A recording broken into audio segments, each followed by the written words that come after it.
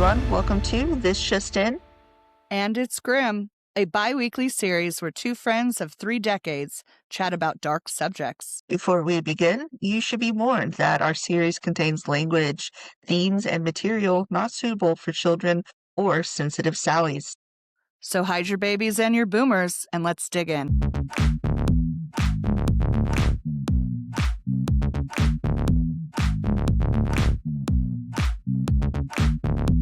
So anyways, hey guys, welcome back. Hey everybody. Welcome back. We are wrapping up our season of hate. It's the Yeah. last time you're going to have to hear me do that. But so we've gone over Westboro Baptist. We've gone over the Grey Wolves. We've gone over the Golden Dawn. And I think we're capping it off as probably the biggest haters of all time. Wouldn't you kind of agree, maybe? Absolutely. And I'm going to go ahead and say the biggest fucking pussies of all Yeah. time is I agree. fuck guys. Yeah. I hope you fucking step on nails and glass and thumbtacks. Yeah. I All hope you. you shit your pants. Mm-hmm. They probably do. Because when you Yeah. when you mainline and boof haterade, you're bound to get a little diarrhea, a little hate caca. I'll have tiny wieners. They do. Yeah, they have to make up with it with really high, big hats. Yeah. So I guess we'll Let them know who it is. Yeah, let's let them know. It's the motherfucking KKK, y'all. Yeah, the KKK. The Ku Klux Klan. But before we get too much into it, I mean, obviously, you know how we feel about them at this point. But before we give you the information, back up that reasoning, let's let Mima give you guys a trigger warning. Take it away, Mima. This episode contains hate speech and hate crimes, including sexual abuse, physical abuse, and murder of women and children. A rotten bunch of apples, if you ask me. And we're back. All right. So as most of you are aware, the Ku Klux Klan, KKK, or the Klan, if you're nasty, is an American Protestant far-right white supremacist hate group. Widely considered the first terrorist organization in America, it has had 3 iterations since its genesis, operating in secret usually. In this episode, we will go over each of these iterations, from the first Klan beginning in 1865 during the Civil War Reconstruction until its end in 1872, the second Klan from 1915 to 1944, and the Klan that continues to operate today that began in the 1950s. But make no mistake, they all spread hate, perpetrated violence in the name of racism, and left deep scars across America that have yet to be healed, and at times, even crossed borders to other countries. Amy, do you want to get us started on where this all began? Yeah, absolutely. So the Klan didn't come out of nowhere. It was born directly from the ashes of the Civil War, from the rage and resentment of men who had lost everything or thought they had. Let's set the scene. So it's Christmas Eve, 1965. The Civil War ended just months earlier. 6 former Confederate Army officers gather in Pulaski, Tennessee.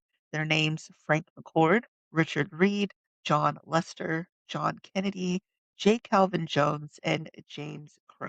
Was that John Molester? John That would've Lester. been- Oh, I'm yeah. sorry, I misheard. Okay. That would have been.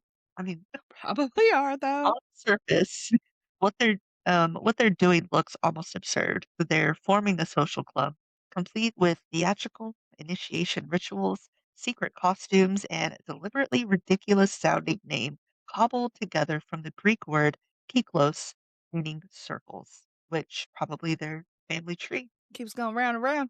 Just keeps moving around.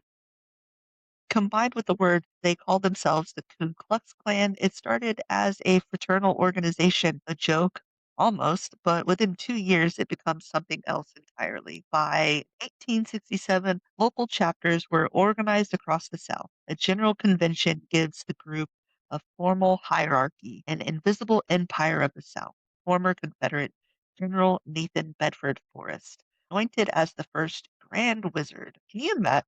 Can you imagine sitting around with your little Yeah, let's play this scene out. Come on, give it to me. we're boys. We're boys?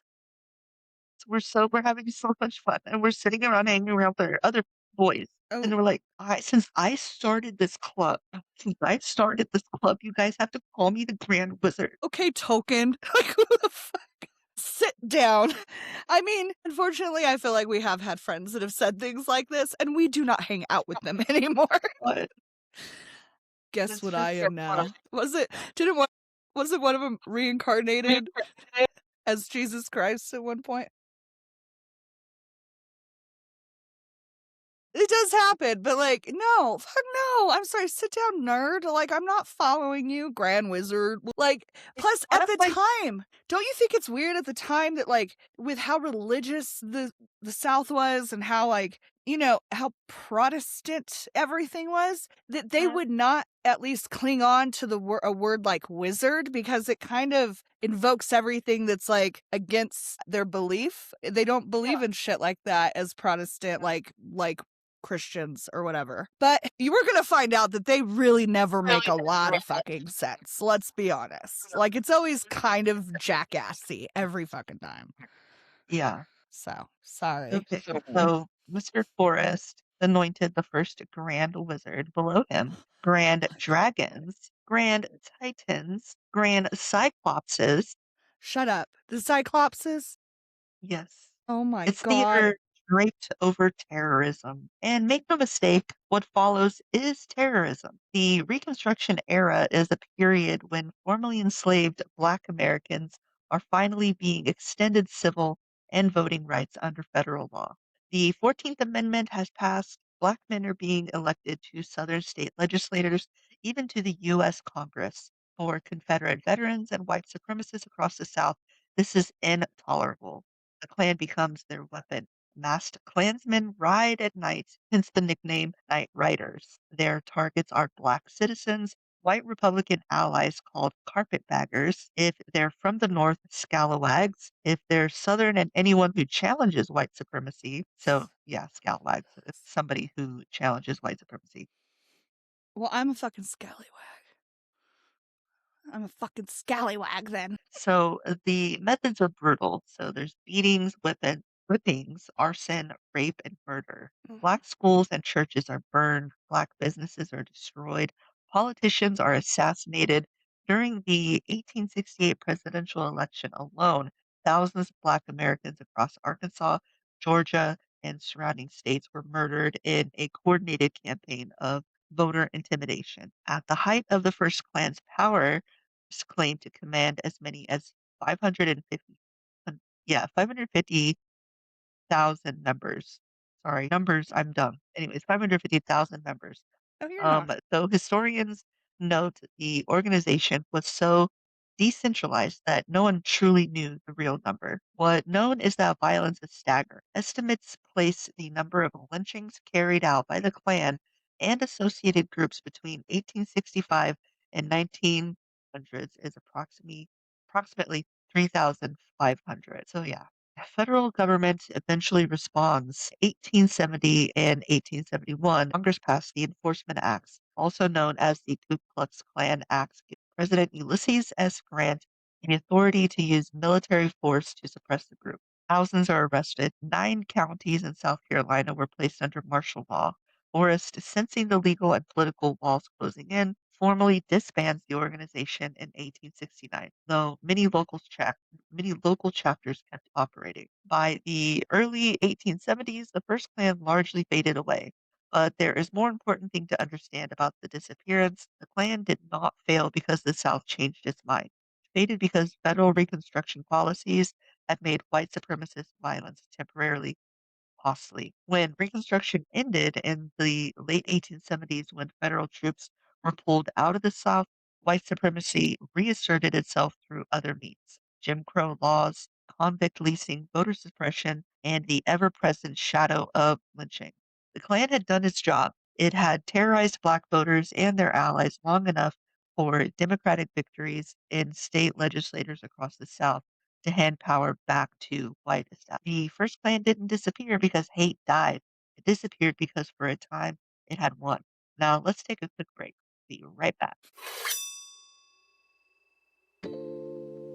Hey, listeners, if you live in Colorado and haven't added functional fungi to your wellness routine, you might be missing that key ingredient. That's right. Studies show that mushrooms can have a variety of benefits, and the folks over at Activated Brands have done the science for us. Located in Arvada, Colorado, Activated uses the latest in extraction technology to create high-quality mushroom products like gummies and elixirs. So you get the benefit in convenient and tasty ways, like sour melon or strawberry horchata gummies, and the apple mint elixir. And not just products, Activated Brands host workshops, offer a community workspace to local growers, and have all the supplies, information, and advice available if you want to grow for yourself.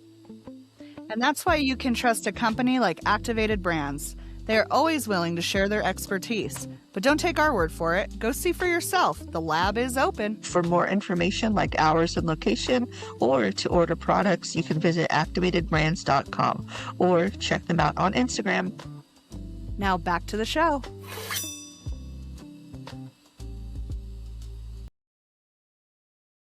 And we are back. So, the second Klan started in 1915, and it was markedly different from its predecessor. When the first Klan focused on the subjugation of Black American people and their heritage, the second Klan functioned as a highly organized, fraternal society and a powerful political machine.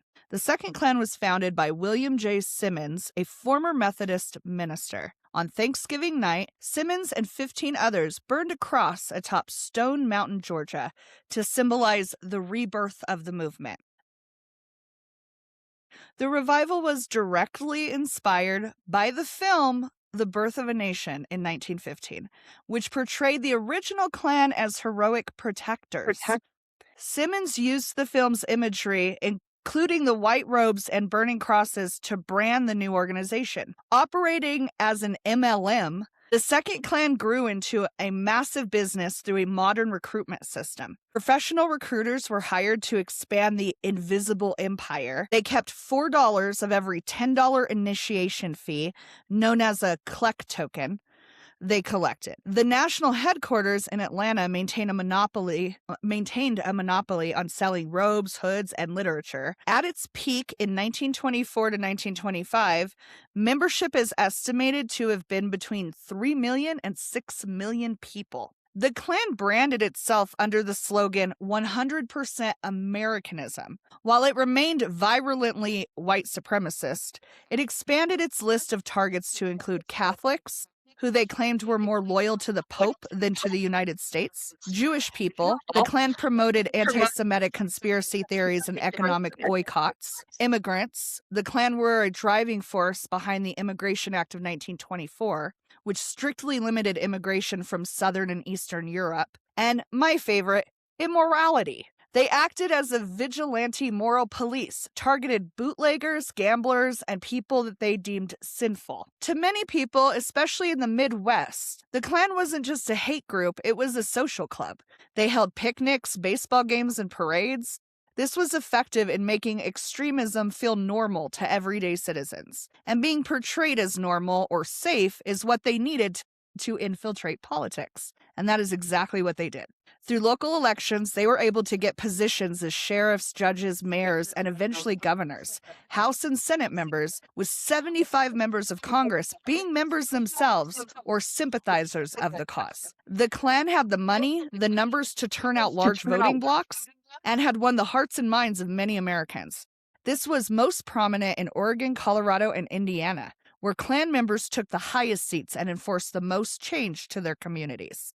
The second Klan would come to an end, like most American MLM companies do, in scandal. On March 15, 1925, D.C. Stevenson, the Grand Dragon of the Indiana Klan and one of the most powerful political figures in America, had his henchman lure Madge Oberholzer, a 28-year-old state employee, to his home. Stevenson forced her onto a private train car headed for Chicago. During the trip, he brutally raped and tortured her.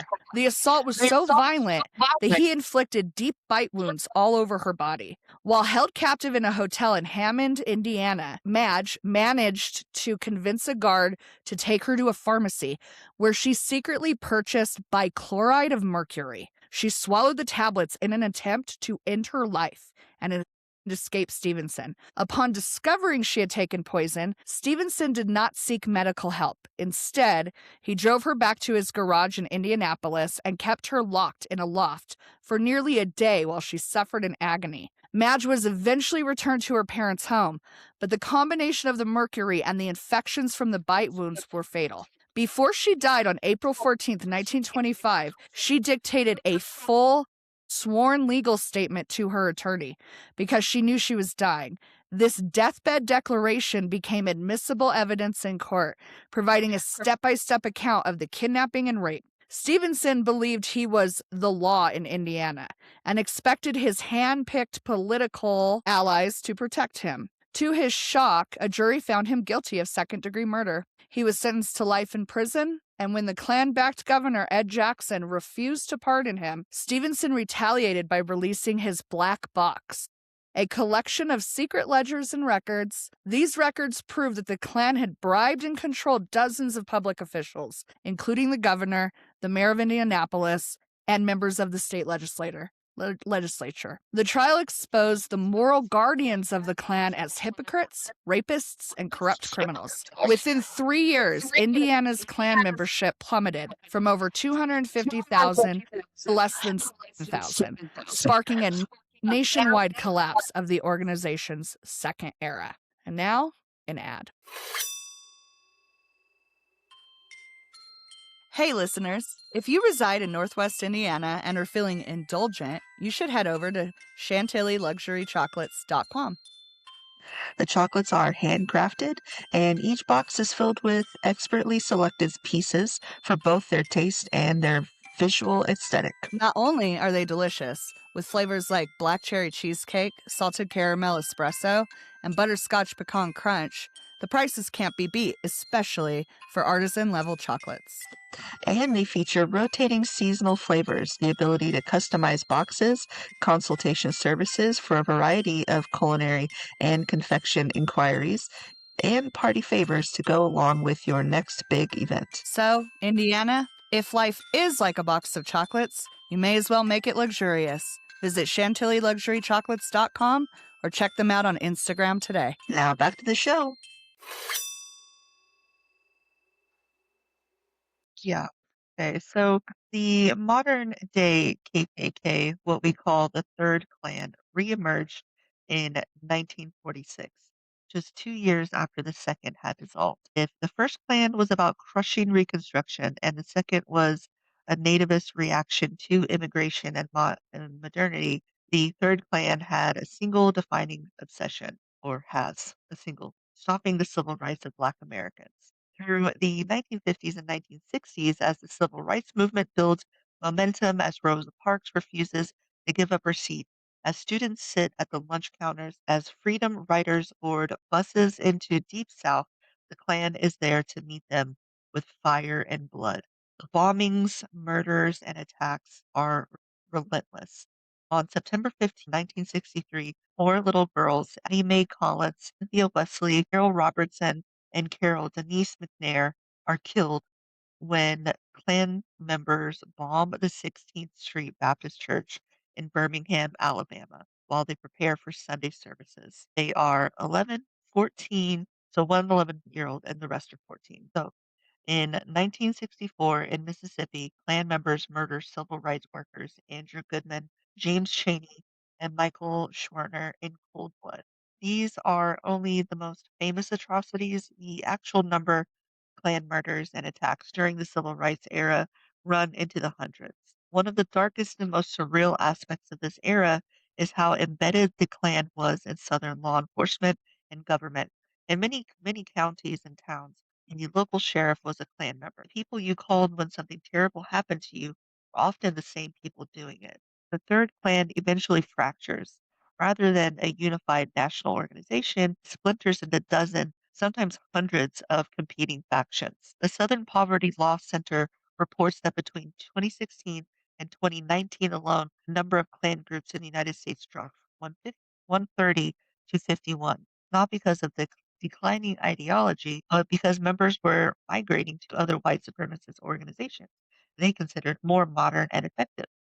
Current membership estimates range from roughly 3,000 to 8,000 members spread across multiple splinter groups. And the Klan keeps adapting. As recently as 2024, Southern Poverty Law Center sorry, documented significant reorganizations among Klan. Two of the larger groups, the Old Glory Knights and the Loyal White Knights, either dissolved or faded into irrelevance.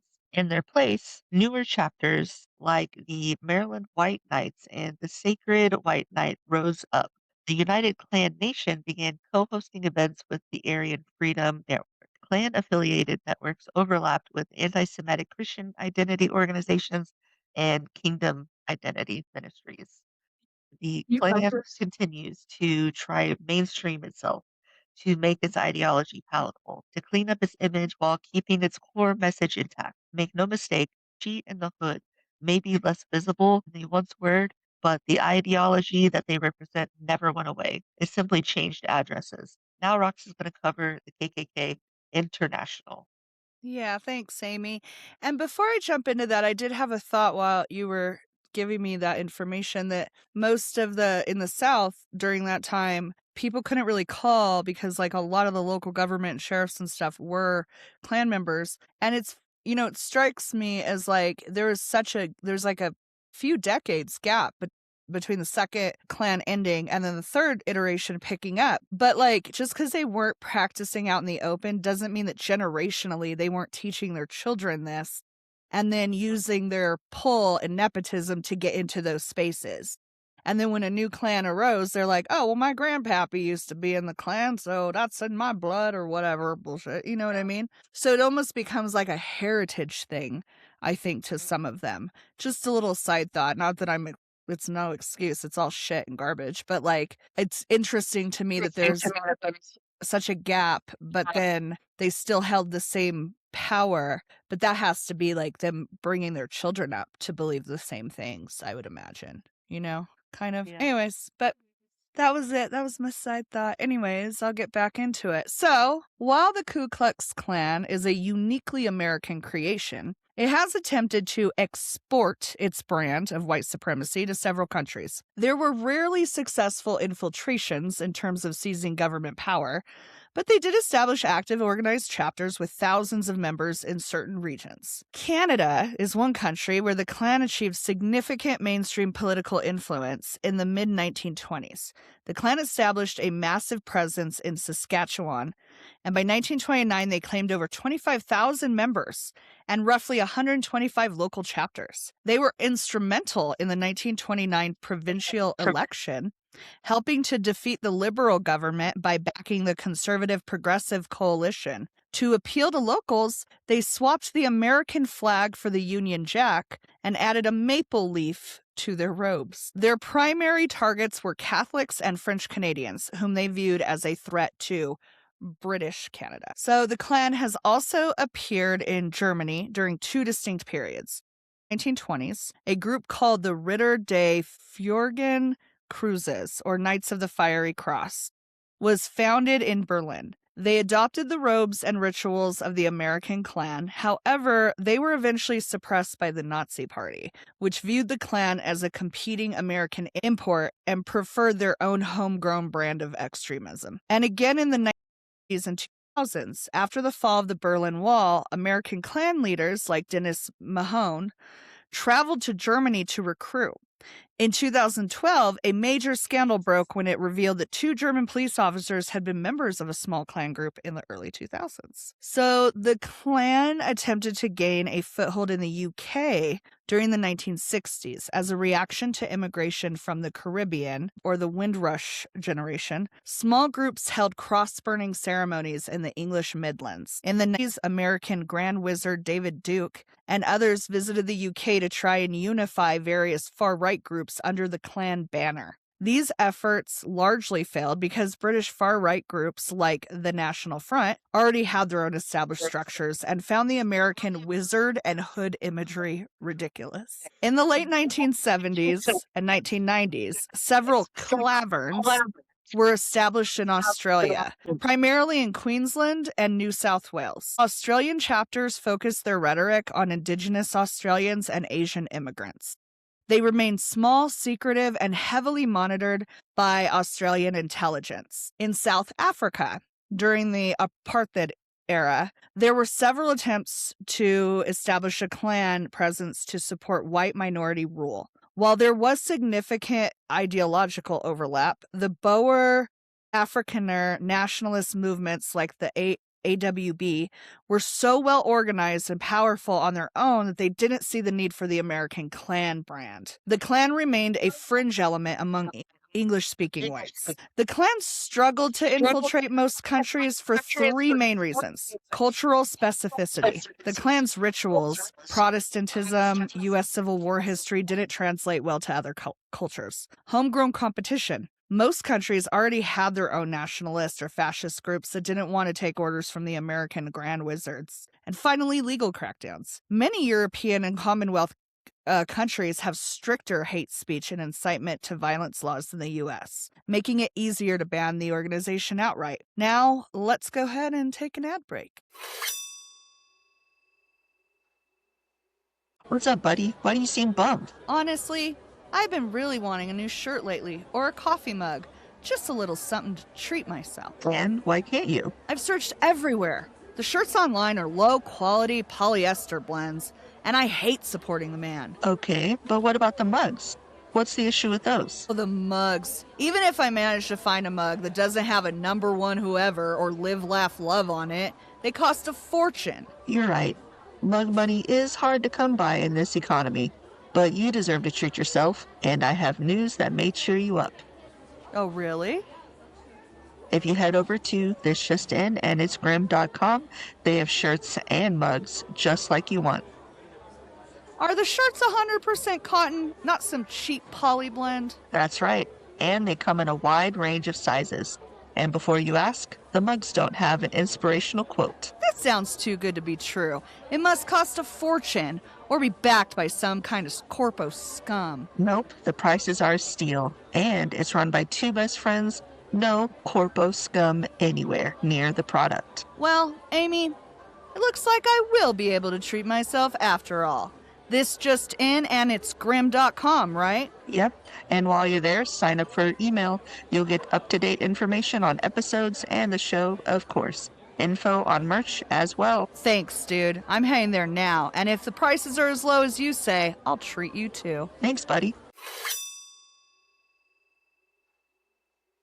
So I guess it's time to close it out. So we've spent the last several episodes taking you inside the architecture of organized hate. We've looked at the Ku Klux Klan, all three of them. We've taken you to Greece, to Turkey, to the heart of Topeka, Kansas. And each time the same truth emerges, groups don't die. They evolve, they rebrand, they find new grievances and new targets while recycling the same old rage. Let's revisit some of the groups we've covered together. You'll remember our episode on Golden Dawn in Greece. We started in the 1980s as a fringe neo-Nazi movement founded by Nikos Michaliakos.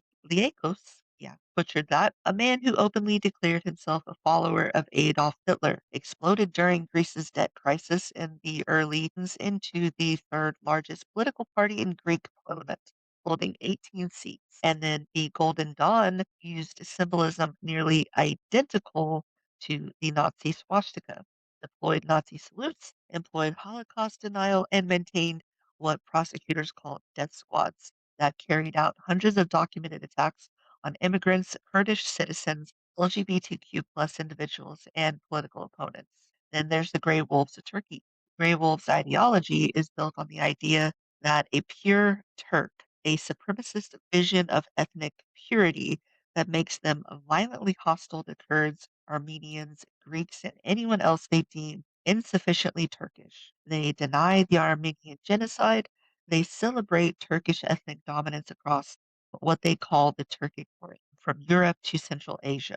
What makes the Grey Wolves uniquely dangerous today is that the relationship with the Turkish state, the political parent, the MHP, is a key coalition partner of the President Erdogan's ruling party. Senior Turkish politicians, including Erdogan himself, have been photographed making the gray wolf salute, the hand gesture. So, and then there is the Westboro Baptist Church, and the WBC is classified as a hate group by both the Southern Poverty Law Center and the Anti Defamation League, consisting mostly of Phelps' own family members and probably fewer than 100 people total. BBC has achieved an influence far beyond its tiny size through one simple, devastating tactic: show up where people are at their most vulnerable and pour hatred on their wounds. If you happen to forget some of the horrific shit that they have done, here is a reminder. They picketed Matthew Shepard's funeral, 1998. A young gay man was beaten, tortured, and left to die on a fence post in Wyoming with signs reading, "No fags in heaven." Picketed the funeral of soldiers killed in Iraq and Afghanistan with signs reading, "Thank God for dead soldiers," arguing that American military deaths were God's punishment for tolerating homosexuality. They have targeted Jewish institutions, Muslim communities, and other Christian denominations, schools, concerts, sporting events. They've claimed to stage over 40,000. Even as recently as October 2024, WC members showed up outside an East Valley High School in Washington State, specifically to protest a single transgender student on the school's track team. The school district sent every student home early rather than expose them to the group's message. The WBC still shows up, is still active. Fred Phelps died in 2014, but the organization, um, his hatred built has continued, is led by his family, operating the Phelps Chartered Law Firm to fund their operations. Now let's pull back and look at the full picture, because what we've been charting across all of these episodes is not a collection of isolated extremists. Is a pattern, global pattern that is, if anything, intensifying. According to the FBI, in 2022, was the highest year on record for reported hate crimes in the United States since the Bureau began tracking the data in 1991. That marked the third consecutive year of record high reports. The Leadership Conference Education Fund was documented that reported hate crimes have increased by more than 80% over the last decade. And in 2024, SPLC documented 1,371 hate and extremist groups operating in the United States. The Brookings Institution has identified white supremacist terrorism as one of the top counterterrorism concerns in the United States and in many countries around the world. Not a fringe problem, not a historical artifact, but a present and growing threat. What these groups share, the Klan, the Dawn, Grey Wolves, Westboro Baptist Church, and dozens of others we haven't even covered yet, is not just hatred, it's grievance. Followers, that something rightfully theirs has been taken from them by Black people, by immigrants, by queer people, by the Jews, by Kurds, by Armenians, by Muslims, by whoever is convenient. And they offer community and identity and sense of purpose. And people who have been left behind, humiliated, or afraid. UN has noted that racism continues to affect communities, politics, media, sport, and the digital environment across the world. Um, that rising racist rhetoric, discrimination against migrants and minorities, and the spread of hate online is increasing, not decreasing. Mhm. Here are the hardest truths of everything we've discussed today. These groups don't require majority. They never did. They require only enough fear, enough silence, enough institutional indifference, enough willingness among the powerful to look away, or worse, to quietly benefit from the chaos. The first Klan worked because Southern law enforcement let it. Golden Dawn worked because mainstream Greek media gave it a platform.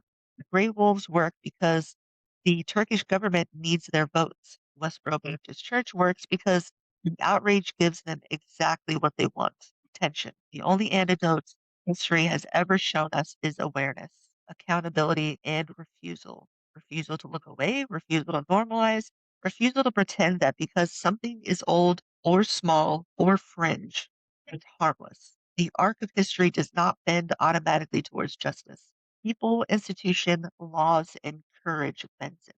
That's our episode for today. Hope you'll join us next time. And if this episode's moved you, if it's disturbed you, if it's made you think, that's good. Hear it. Talk Mhm. about it. Yeah, definitely. And if you want any other information about this episode or any other episode that we did in this season of hate or any of our source materials, you can visit thisjustinanditsgrim.com. And next week is our rewind where we're going to go over all of this once again. And stay tuned for some spooky stuff coming up. Yeah. Ooh, I can't wait. I guess we can kind of tease a little bit of what our next season is going to be. Uh, Yeah, can we? A little bit? I think to say that there is a supernatural element to it, I would say is fair. And giving enough away at this point, I think. So tune into the series Rewind, and we will tell you what the very first episode is coming up. Sure will. All right, guys. Bye-bye.